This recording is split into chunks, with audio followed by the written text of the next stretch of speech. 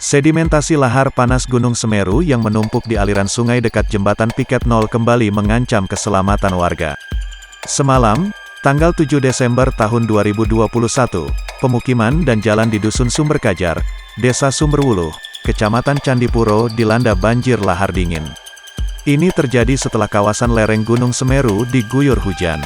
Alfian, 25, salah seorang warga Desa Sumberwuluh, Kecamatan Candipuro, Kabupaten Lumajang mengatakan, banjir tersebut tidak pernah terfikirkan.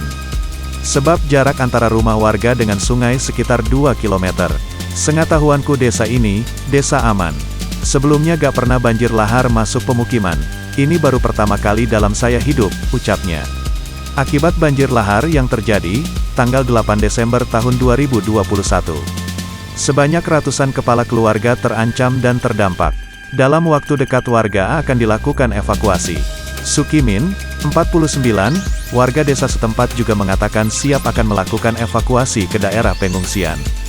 Mau tidak mau ya pindah mas, kalau tidak ya mau tidur di mana, katanya.